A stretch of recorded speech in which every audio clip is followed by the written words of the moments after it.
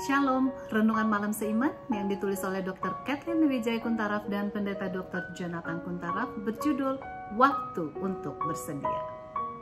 Dan ia berseru dengan suara nyaring, takutlah akan Allah dan muliakanlah Dia, karena telah tiba saat penghakimannya, dan sembahlah Dia yang telah menjadikan langit dan bumi dan laut dan semua mata air. Wahyu 14 ayat 7.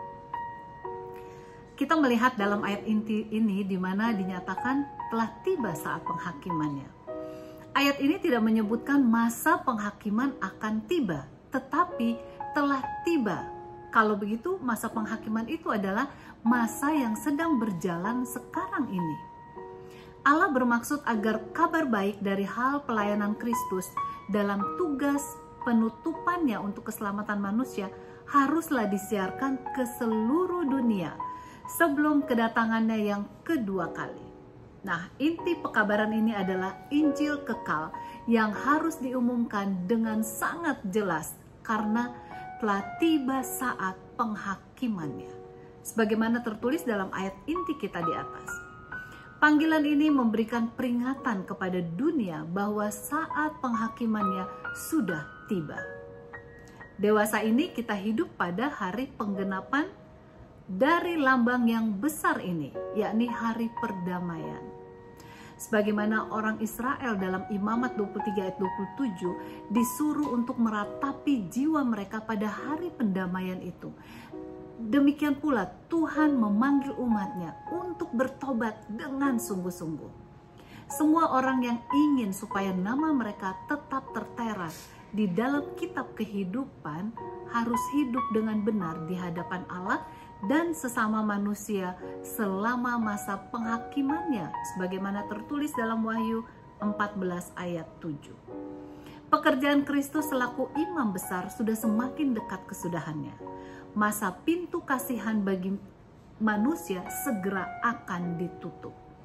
Tidak seorang pun yang mengetahui kapan suara Tuhan akan memberikan pengumuman. Sudah selesai. Maka di dalam Markus 13 ayat 33 Kristus mengatakan, hati-hatilah dan berjaga-jagalah sebab kamu tidak tahu bila manakah waktunya tiba.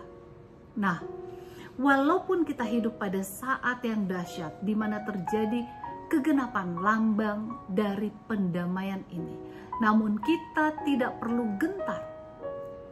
Yesus Kristus dengan kapasitas ganda yang dimilikinya sebagai korban dan imam sedang melayani di bait suci surga demi kepentingan kita.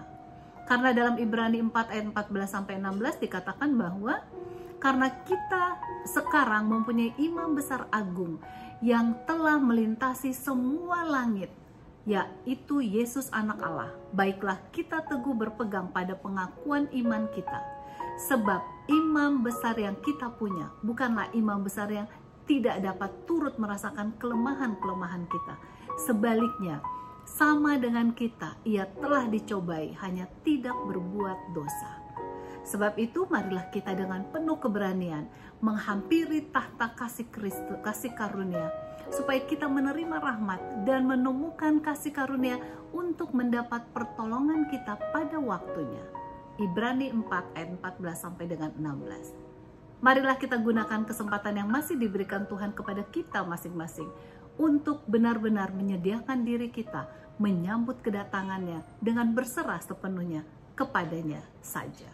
Tuhan Yesus memberkati.